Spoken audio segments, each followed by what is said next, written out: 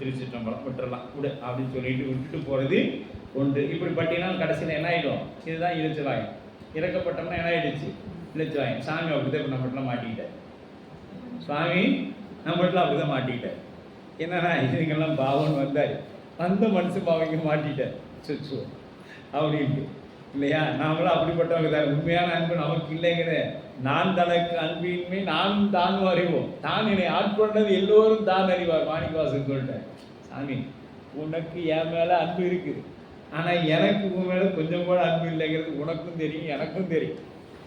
ஆனால் இந்த உலகத்தில் இருக்கிறவன் சொல்கிறான், நான் உனக்காகவே உருகி சாமி கும்பிட்றேன், உனக்காகத்தான் நான் உயிர் வாழ்றேன்னு சொல்கிறான். இதெல்லாம் எப்படி இருக்குது தெரியுமா அப்படின்னு சொல்லி சாமிகிட்ட கேட்டாங்க. மாணிக்கவாசன் அதை அப்படி சொல்கிறார் இல்லையா? அப்படித்தான். அப்போ இறைவன் இறங்கி வந்தாலும் இதுதான் நிலை. அவன் இரக்கம் அவனது சக்தியே ஆகும். அருளாகிய சக்தியும் அவன் இல்லாமல் தனியே இருத்தல் இல்லை. இந்த சக்தி தனியாக இயங்குமானால் அது தனியாகவும் இயங்காது. இப்போ எப்படி அப்படின்னா, கரண்ட் இருக்குது, கரண்ட் தனியாக எதையாவது ஒரு இதை வெளிப்படுத்திடுமானா வெளிப்படுத்தாது. கரண்ட் தனியாக இருக்கிறதுக்குள்ள ஏதாவது செயல்படுமா? இல்லை. அதுக்கு என்ன வேணும்? ஒரு உபகரணம் வேணும். காற்று, நாலு இறக்கு இருக்கிற ஒரு காயில் கட்டின ஒரு இது இருந்தால் மின் சரியாக போகும்.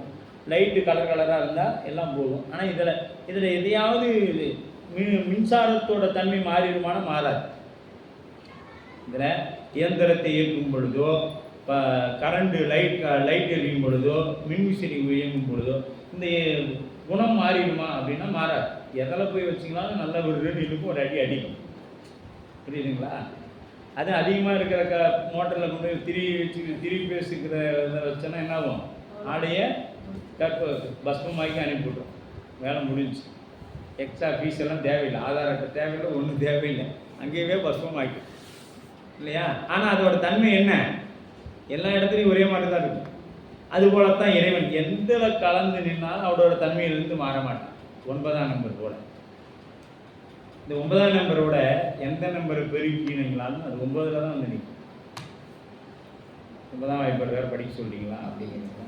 ஏற்கனவே நாங்களாம் உண்மை விளக்கு நீங்கள் சொன்ன போய் படிச்சுட்டேங்க. வீட்டில் போய் நாங்களாம் 1,12,009 பெருக்கி 9 பெருக்கி கூட்டி பார்த்தோம் 9 அங்கே வந்துச்சு அப்படின்னு சொல்லுவீங்க. அதெல்லாம் தெரியல எனக்கு, சரியா? அதனால் அது மாதிரி இறைவன் தன்னிலை மாறாதவன்.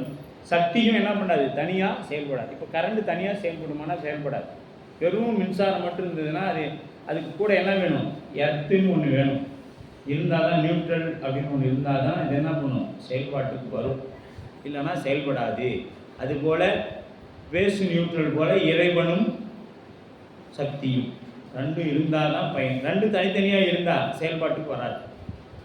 ரெண்டும் ஒன்றிணைந்தால் தான் ஒரு பொருளை இயக்க முடியும். ஒரு பொருளை இயக்கணும்னா என்ன வேணும்?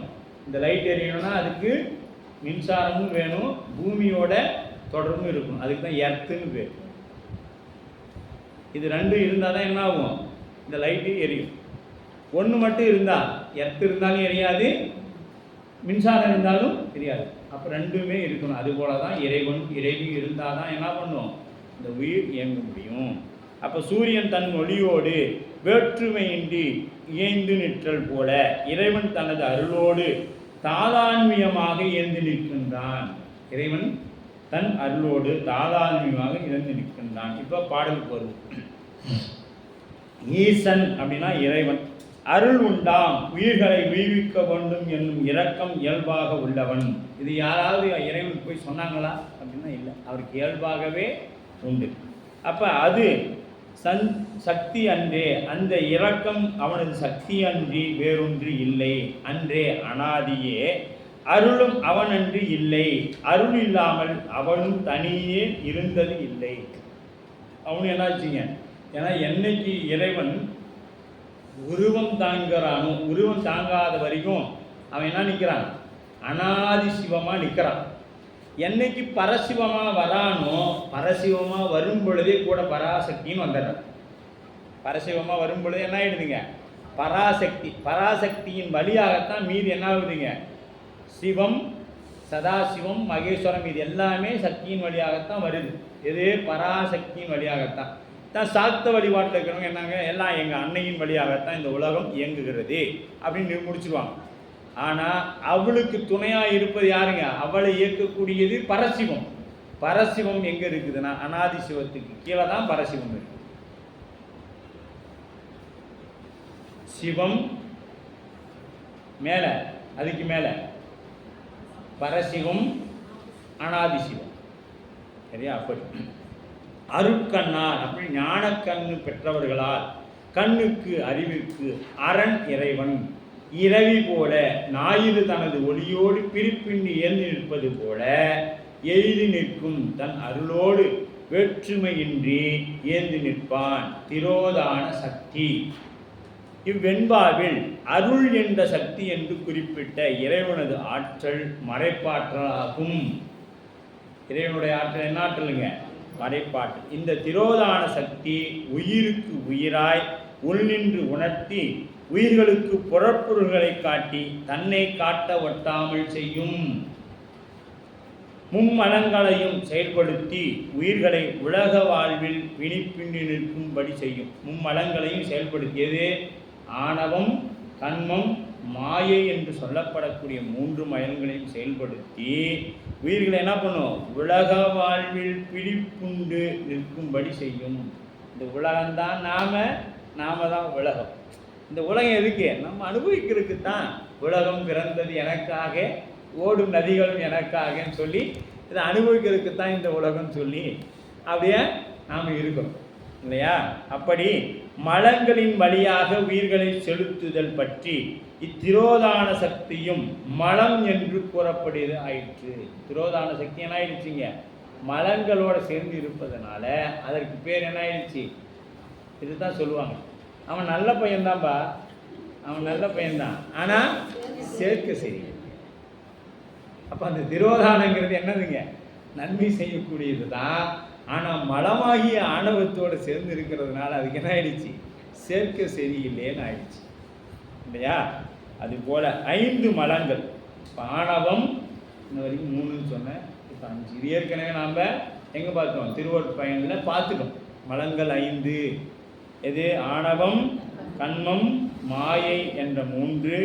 மாயை ஒன்றாயினும் காரண நிலை, காரிய நிலை என 2ஆக வைத்து கூறுதல். இதில் காரணமாயை மும்மலங்கள் ஒன்றாக வைத்து எண்ணப்படுவதாகும். காரணமாயை திருவருளால் தனு கரண புவன போகங்களை விரித்து காரியப்படுத்தும். அக்காரிய நிலையை உலகம் நுகரும் பொருட்டு ஆகி இவற்றை, அதாவது மாயையின் காரிய நிலையை மாயேயம் என்று சொல்ல குறிக்கப்படும். மாயேயம் அப்படின்னு சொல்லப்படும். இது தனி ஒரு மலமாக கொள்ளப்படும் திரோதான சக்தியை கூட்டி ஆணவம், கண்மம், மாயை, மாயேயம், திரோதானம் என்பது 5 மலங்கள். 5 என்னென்னது சொல்லுங்க? ஆணவம், கண்மம், மாயை, மாயேயம், திரோதானம் 5. அப்போ மலங்கள் 5ஆல் கலல்வான் தயிரில் மத்தியனவே அப்படின்னு நீத்தல் விண்ணப்பத்தில் சொல்கிறார் மாணிக்கவாசகர். என்ன சொல்கிறார்? மலங்கள் 5ஆல் கலலவன் தயிரில் மத்ததுவே. இப்போ இந்த 5 மலங்களையும் சாமி என்ன பண்ணுறாரா? இந்த மத்தால் மோரை கடையிற மாதிரி போட்டு அடிக்கிறார். அது நீத்தல் விண்ணப்பத்தில் 29வது பாடலில் குறிப்பிடுறார் மாணிக்கவாசகர் பெருந்தர். அப்போ திரோதான சக்தி செய்யும் நன்மை. முதல்வனது சக்தி மும்மலங்களையும் தத்தம் தொழில்களை செய்யுமாறு. எதே? திரோதான சக்தி மும்மலங்களையும் அதோட வேலையை செய்ய ஏவி உயிர்களை உலக வாழ்வில் பிணித்து, இந்த உயிர்களை என்ன பண்ணுறாரு? உலக வாழ்க்கையோட பிணித்து இறைவனை உணரவிடாது செய்யும். இப்போ நாம் உணரவிடாது இது என்ன பண்ணும்? செய்யும். எது? திரோதான சக்தி உயிர்களை என்ன ஆகுது? இறைவனை உணரவிடாமல் செய்யும். முடிஞ்ச அளவுக்கு பாதுகாத்து. இவன் எப்படியெல்லாம் போகக்கூடாது, கோயில் பக்கம் போயிடக்கூடாது, நல்லவனோட சேர்ந்துடக்கூடாது, திருநீர் பூசினா பார்த்துடக்கூடாது. இப்படி என்ன பண்ணுவோம்? முடிந்த அளவுக்கு அப்படியே வச்சிருக்கும். அங்கனம் பாசத்தை ஏவுதல் ஆணவமலம். பாசத்தை ஏவுதல் ஆணவமலம் தேய்ந்து நிற்கும் நிலையை எய்த்தற் பொருட்டே அது பற்றியே அதற்கு நன்மையை செய்யும் திரோதான சக்தி ஈண்டு அருள் எனப்பட்டது. அதே திரோதானமே என்ன பண்ணும்? நமக்கு அருளையும் செய்யும். இந்த பாசம் இதெல்லாம் என்னன்னாங்க, இப்போ நம்ம சாமி எப்போ கூப்பிட்டாலும் போயிடும். இப்போ வீட்டில் சமைச்சிட்டு இருக்கிறோம், என்ன பண்ணிட்டோம், குக்கரில் அரிசி போட்டோம், தண்ணியை ஊற்றிட்டோம், சாமி ஒரு விசில் வந்துடுச்சு. இப்போ சாமி வந்து கூப்பிட்றாரு, போகலாமா அப்படின்னு. சாமி ஒரு விசில் வந்துடுச்சு, அவர் வந்துடுவார், இன்னும் 2 விசில் வந்தோன்னு போகலாம் அப்படின்னு அவர் அது நிற்பாரு. 2 விசில் வர வரைக்கும் நீ குக்கர் வெடிச்சானா இருந்தானா போனானா, டைம் முடிஞ்சிச்சு கிளம்பு. நீ ஒரு விசில் வந்தானா எத்தனை, ஒரு விசில் வந்துருச்சு இல்லை கிளம்பு அப்படின்னு கூட்டிகிட்டு அந்த டைம் வந்தோடனே நீ எங்கே இருந்தாலும் வந்து கரெக்டாக கூட்டிகிட்டு போயிடுவேன். அது பற்றிய அதற்கு நன்மை செய்யும் திரோதான சக்தி என்று அருள் எனப்பட்டது. முதல்வன் சக்தி மறைப்பாற்றலாய் நின்று உயிர்களது அறிவை ஒரு காலைக்கு ஒரு கால்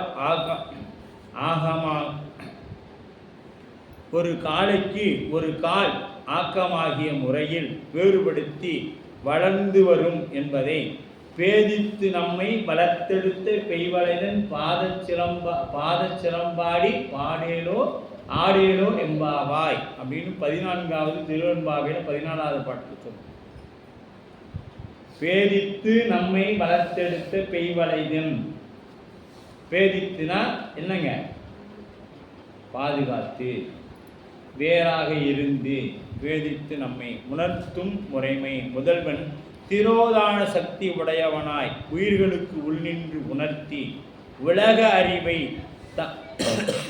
தந்து நிற்றலாகிய இது உணர்த்தும் முறைமை என போற்றப்பட்டது. நானேதும் அறியாமே என்னுள் வந்து நல்லனவும் தீயனவும் காட்டா நின்றாய் அப்படின்னு 6ஆம் திருமுறையில் நாவுக்கரசு பெருந்தகை சொல்றார். பாருங்க, நான் ஏதும் அறியாமே என்னுள் வந்து, எங்க நான் நீ வந்து எப்போ வந்தேன்னு எனக்கு தெரியாது. சாமி எப்போ நம்ம கூட இருக்கிறாரு, எப்போ நாம் இருக்கிறோமோ அப்போ இருந்து நம்ம கூட தான் இருக்கிறார். அப்படி நல்லனவும் தீயனவும் காட்டாமே நின்றாய், நீ என்கிட்ட தான் இருந்தீடா. இது நல்லதுடா போகாத, இது நல்லது போ, இது நல்லது இல்லை போகாதுன்னு என்னைக்காவது எனக்கு சொல்லியிருக்கலாம். அதையும் நீ சொல்லு. அதை கூட்டா, அதாவது துணை யாருமின்றின்னு சொல்லுவார் கூட்டாயினவார் பதிகத்தில் அப்பர் சுவாமிகிட்ட போனீங்கன்னா யாருமே எனக்கு சொல்கிறதுக்கு இல்லை. அதனால் நான் மாற்று சமயத்துக்கு போயிட்டேன். இந்த இடத்துல சேக்கிழார் சொல்லும் பொழுது நம்பர் அருணாமையினால் பரசமயம் புகழ்ந்தனன் அப்படின்னு சொல்லி முடிப்பார். சரிங்களா? அப்போ எதுக்குமே என்ன வேணும், எங்க தூங்கி நாம் மலம் கழிக்கணும்னா இறைவனோட அருள் வேணுங்க. இன்னும் எப்படின்னா சொல்கிறது, மலம் கழிக்கணும்னா என்ன வேணும் நமக்கு? இப்போ நமக்கு மலம் கழிக்கணும்னு நினச்சி நம்ம போய் மலம் கழிச்சிட முடியுமா? சிறுநீர் கழிச்சிட முடியுமா? நாம் நினைக்கிறோம் அதுக்குரிய நேரம் இருக்கணும். இறைவன் இந்த நேரத்தில் தான் நீ கழிக்கணும்னு முடிவு பண்ணிருக்கோம். நாம் 1 மணிக்கு சிறுநீர் கழிக்கணும் அப்படின்னு நினச்சிக்கிட்டு 1 மணி ஆயிடுச்சு போய் சிறுநீர் கழிக்கணும்னு நின்னோம்னா அங்கே 50 பேர் கியூவில் நிற்பாங்க. இல்லைன்னா நாங்கள் சிறுநீர் கழிக்க போகிற இடத்துல தான் 100 பேர் வரிசையாக நின்றுட்டு இருப்பாங்க. செவத்தை ஒட்டி போகலான்னா அங்கெல்லாம் நின்றுட்டு இருப்பாங்க. போகிற பக்கம் வாய்ப்பு இருக்காது. ஏன் நம்ம நண்பர்கள் யாத்திரை போகும்போது சொல்லுவாங்க, ஐயா நீங்கள் நிறுத்தவே மாட்டேங்கிறீங்க வண்டியை. நம்ம எங்கே போகணுன்னாலும் இருக்கிற டைம் வந்துச்சுன்னா அந்த இடத்துக்கு தானாக ஓடிடுவோம். எங்கேயோ ஒன்று சாமி நம்மளையே கூட்டி போய் நிறுத்திடுவாங்க. இல்லை அப்படின்னா விரட்ட தான் செய்வார். ஏன்னா அவருக்கு தெரியும் எப்போ யாருக்கு என்னத்தை கொடுக்கணும், யாரே எங்கே வைப்பது என்று அவருக்கு தெரியும். நமக்கு தெரியாது யாரை எங்கே எப்போ எப்படி வைக்கணும் இல்லையா?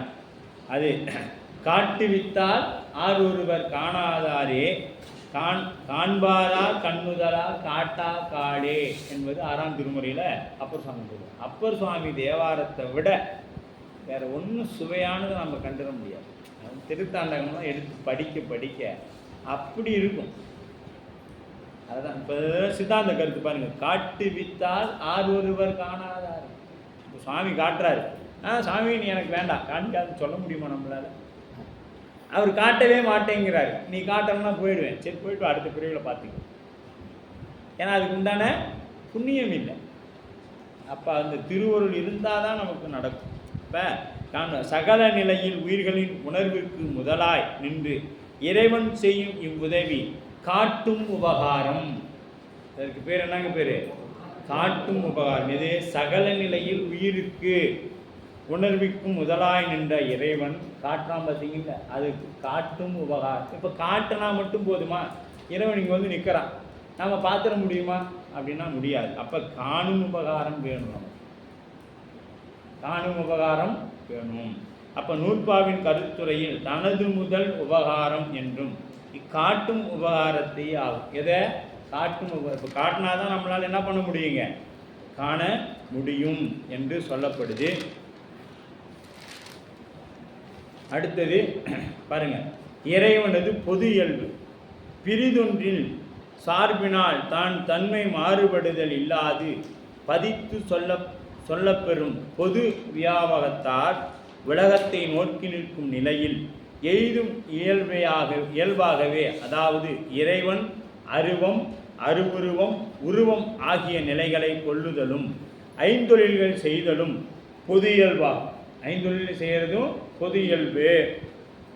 தனது உண்மை இயல்பாகிய சொரூப நிலையில் தனக்கென ஒரு உருவம் பெயரும் தொழிலும் இல்லாத இறைவன் உலகை நோக்கிய தடத்த நிலையில் உயிர்கள் பொருட்டு பல பல உருவமும் பெயரும் தொழிலும் உடையவன் ஆகிறான். தூள ஐந்தொழில் என்பது படைத்தல், காத்தல், அழித்தல், மறைத்தல், அருளல். சிவபெருமான் எத்தனை தொழில் செய்கிறாரு? ஐந்தொழில் செய்கிறார். அப்போ இந்த மும்மூர்த்திகள் ஒருவர் தானே சிவபெருமான். என்னம்மா இப்படி தலையாடுறீங்க? சித்தாந்த தலை இப்படி கீழே இந்த ஒரு படத்தில் இப்படி ஆட்டி இப்படி ஆட்டுவான். இருக்குதுங்கிறியா இல்லைங்கிறியா அப்படிங்கிற மாதிரி அம்மா இப்படி ஆட்டிட்டு இப்படியும் ஆட்டுறாங்க. அப்போ நாம் எது தேவையோ அதை எடுத்துக்கொள்ளலாம் போல இல்லையா? அந்த மும்மூர்த்திகளில் ஒருத்தராக இருக்கிறது குனிருத்திரன், நம்ம சுவாமி மகா உருத்திரன். இந்த சித்தாந்த வகுப்பு மாணவர்கள் தெரிந்து கொள்ளணும். முதல்ல அந்த போய் மும்மூர்த்திகள் ஒருத்தர் எப்படி ஆட்டணும்னா சரி, இன்னும் நல்லா இன்னும் 2-3 தொகுப்பு படிக்கணும் போல. முதல்ல அந்த சொல்லிக் கொடுக்க ஆசிரியர் சரியில்லை, அவருக்கு முதல்ல நம்ம வகுப்பு எடுக்கணும்னு சாமி முடிவு பண்ணிடுவார். ஏன்னா ஆசிரியர் சரியாக இருந்தால் தானே மாணவர்கள் சரியாக இருக்க முடியும். அப்போ ஆசிரியர் சரியாக சொல்லித்தர போல அப்படின்னு ஆயிடும். அப்போ படைத்தல் அப்படிங்கிறதுனா உயிர்களை உண்டாக்குதல் என்பது அன்று.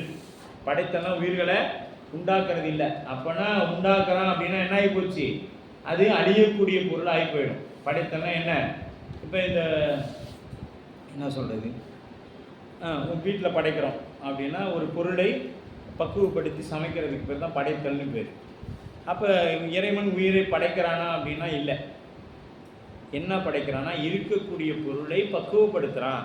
அப்படி உயிர்கள் அறிவு வளர்ச்சிக்கு வேண்டிய உட்கருவிகளை, உலக நுகர்பொருள்களை, அவற்றை மாயை என்று மூலப்பொருளில் இருந்து இறைவன் உண்டாக்கி கொடுக்கின்றான். இப்போ நமக்கு இந்த மாயை எவ்வளவு பேருதவியாக இருக்குது பாருங்க. இந்த மாயை எவ்வளவு பேருதவியாக இருக்குது இறைவனை அடையிறது. சடமாகிய உடம்பு முதலியவற்றை உண்டாக்கி சித்தாகிய உயிரோடு பொருத்தலுமே இறைவன் செய்யும் படைப்பு தொழிலாகும். இது எப்படின்னு கேட்டிங்களா, மாடு இருக்குது. என்னங்கய்யா மாடு இருக்குதா உங்கள் வீட்டில்? மாட்டு வண்டி இருக்குது. இப்போ மாடு தானாக போய் மாட்டு வண்டியில் குட்டிக்குமா? சரி, இதுவும் குட்டிக்காது. இது அறிவு இருக்கிற பொருள், இதுவும் போகாதா? அறிவு இல்லாத சட பொருள். மாட்டு வண்டி தானாக வந்து மாட்டு மேலே ஏறி அதுவாக குட்டிக்குமா? அம்மா இல்லை. அப்போ இதை ரெண்டையும் கூட்டுறதுக்கு யார் வேணும்?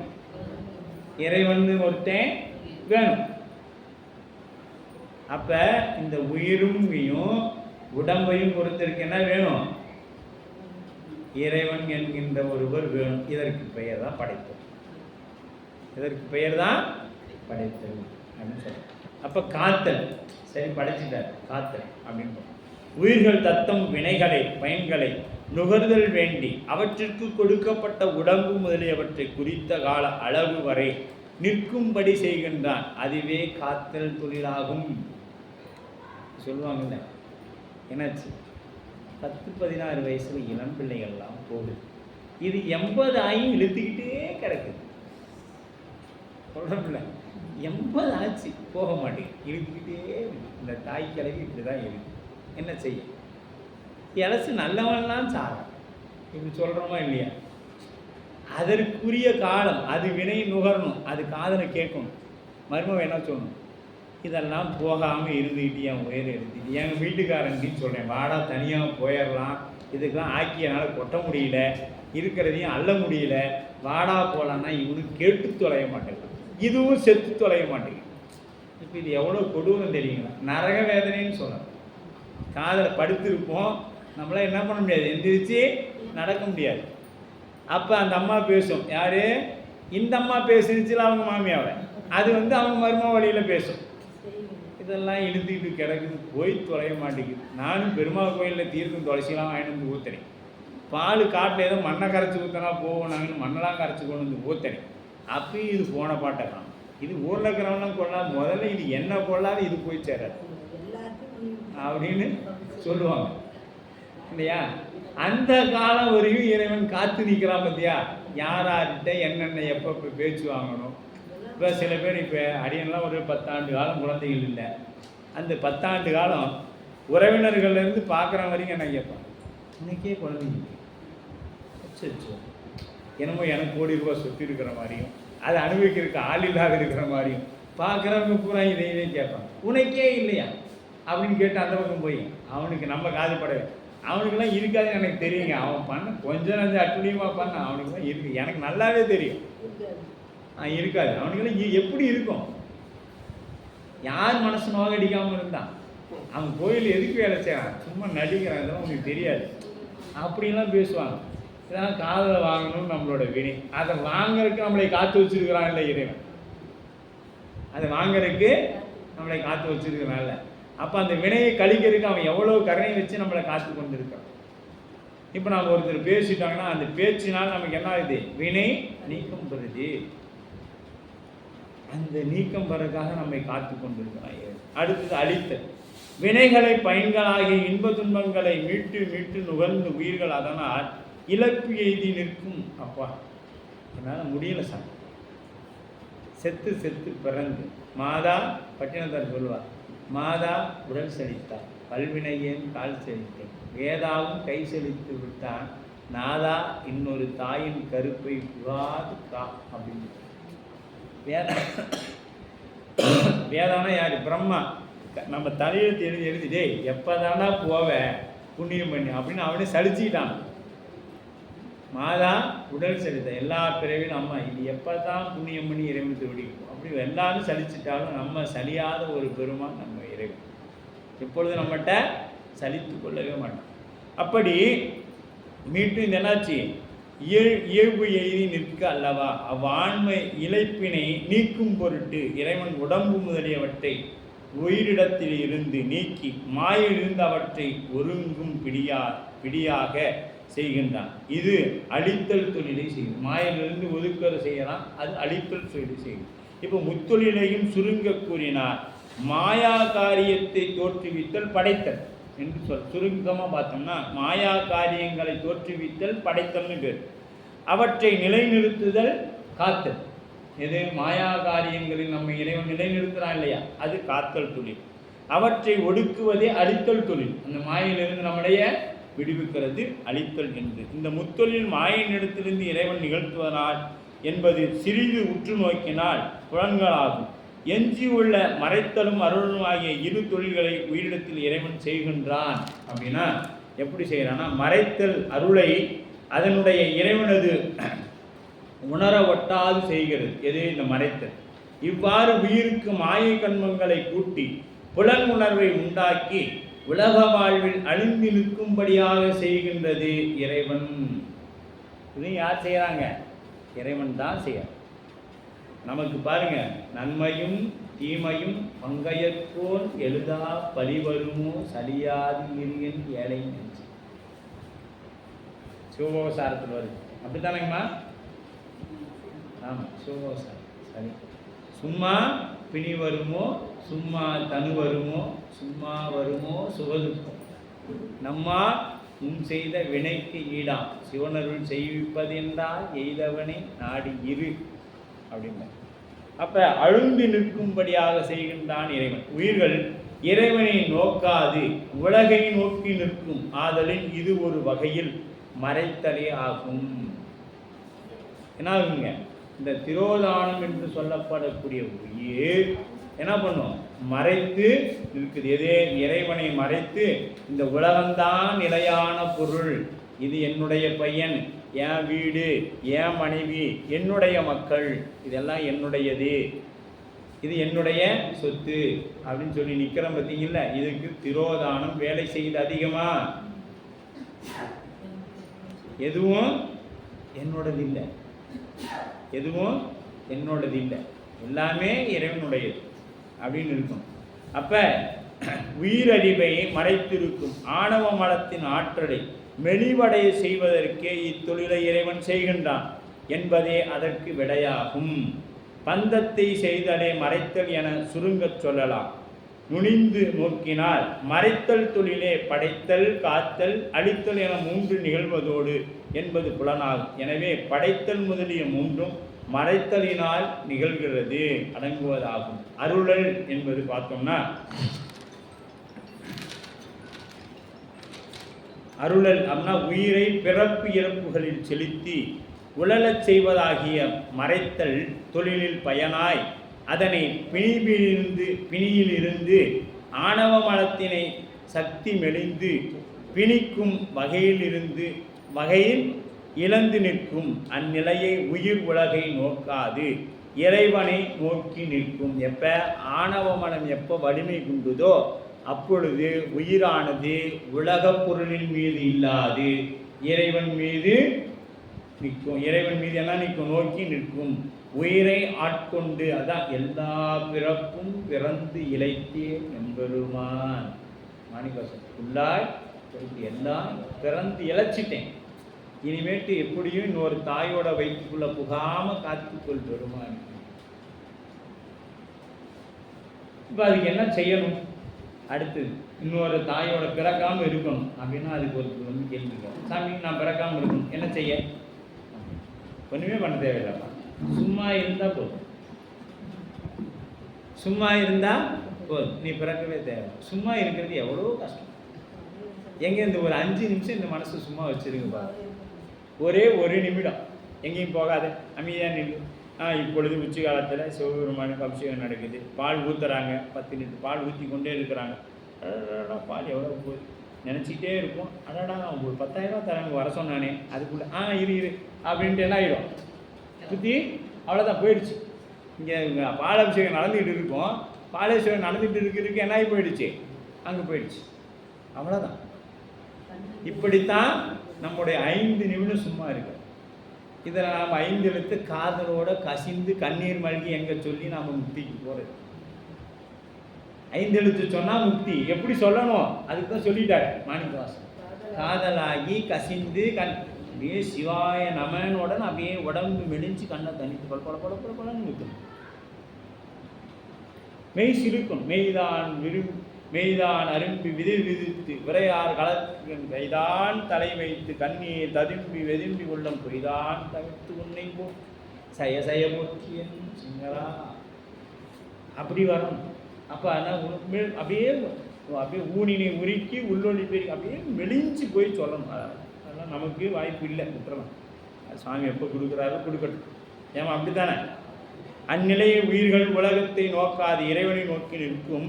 உயிரை ஆட்கொண்டு திருவடியை பேரின்பத்தை அளித்தலே அருள் எனப்படும். இதுவே வீடு வேறு எனப்படும். அருளுங்கிறது தான் வீடு வேறு.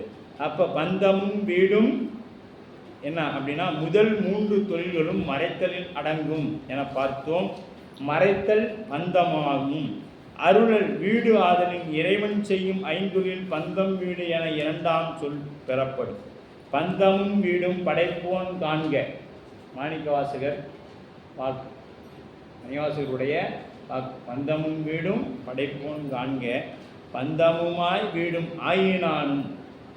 திருப்பொற்சுண்ணத்தில் பார்க்க, பந்தமுமாய் வீடும் ஆயினாக்கு ஆனப்பொற்சுண்ணம் இடிப்போம் நாமே சொல்லுவார் இல்லையா? இதுவரை பார்த்து தூள 5 இன்னும் சூக்கும 5 அதிசூக்கும 5 என 2 சொல்லப்பெறும்.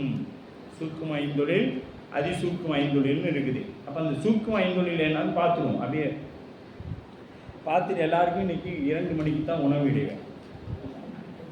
ஏன்னா எல்லாரும் உணவு இடைவேளைக்கு முன்னாடி பாதி காணாது போயிடும். அதனால் 2 மணிக்கு உணவு இடைவேளை. அப்போ சூக்கும ஐந்தொழில் அப்படின்னு சொல்லி முற்றளிப்பு காலத்தில் எல்லாவற்றையும் ஒடுக்கி நிற்கும் முதல்வன் உலகத்தை மேல தோற்றுவிக்கும் பொருட்டு அங்கு அவற்றை செய்கின்றான். இந்த நிலையில் அவன் செய்தனவே சூக்கும ஐந்தொழில் எனப்படும். அதற்கு பெயர் நள்ளிருளில் நட்டம் பயந்தாடும் நாதன்.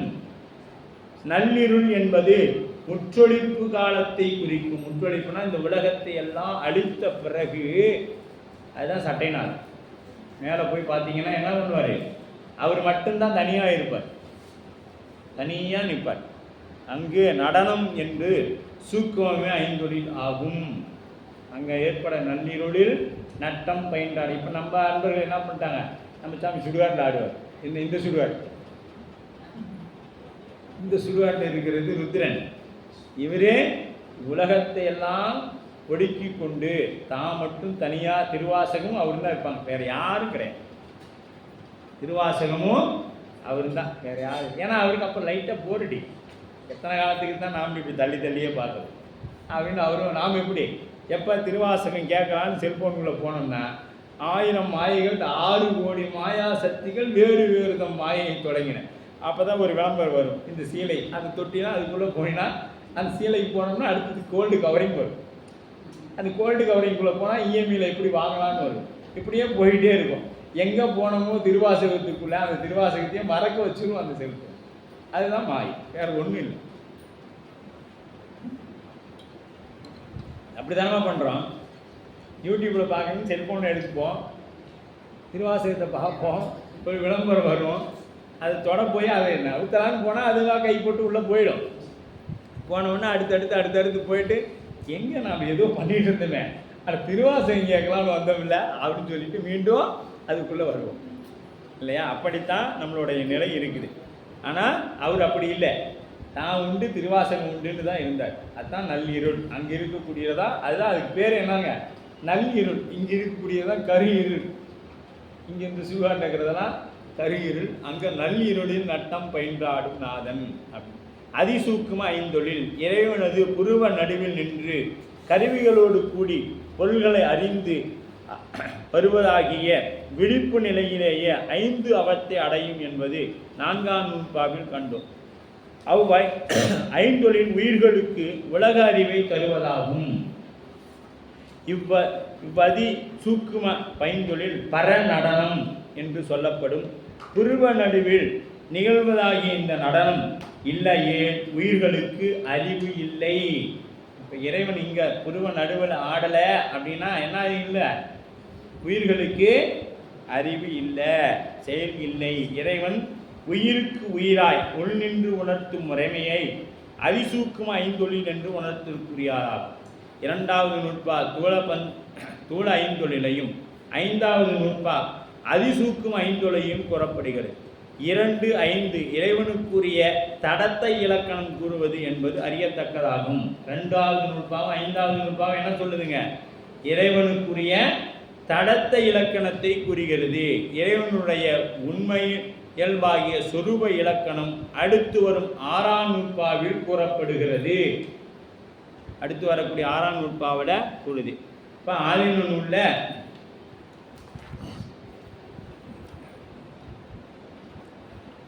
51வது பக்கம் பாருங்க.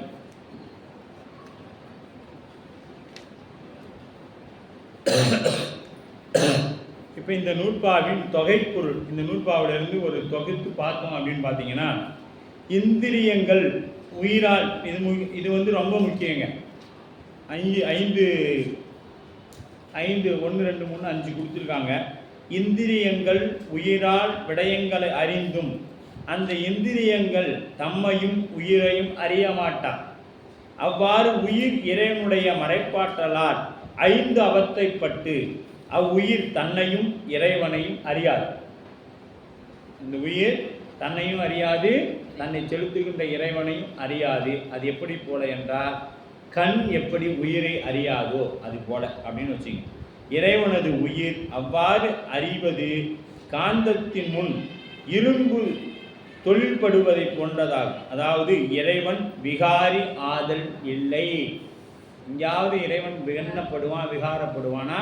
எந்த இடத்துலையும் அவன் விகாரப்படுவது இல்லை. இந்திரிய விடயங்களை உணர்வது ஆன்மா. ஆன்மாவினாலே அன்றி புத்தி தத்துவத்தினால் அன்று. அப்ப புத்தி தத்துவம் சடம் எனவும் இந்திரியங்கள் புத்தியை கொண்டு விடயங்களை அறிய முடியாது. தனக்கு ஒரு முதல் உடைய பொருளை பிற பொருளின் துணை வேண்டுமே அன்றி தமக்கு ஒரு முதல் இல்லாத பொருளுக்கு பிற பொருளின் துணை வேண்டாம். உயிர் தமக்கு ஒரு முதலை உடையது. இறைவன் தனது வேறு முதல் இல்லாமல் எனவே உயிர் இறைவனாலேயே அறியும்.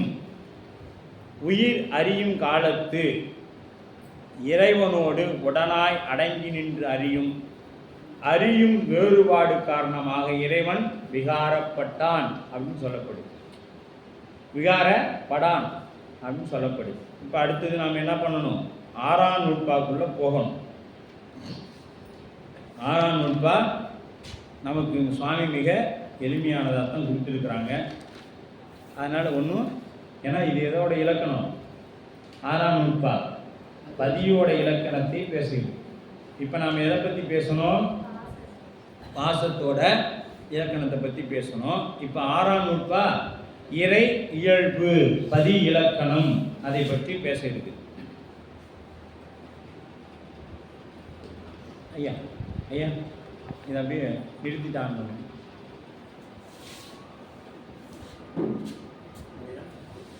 வீடியோவை அந்த ஆஃப் பண்ணிட்டு மறுபடியும் ஆன் பண்ணுங்க.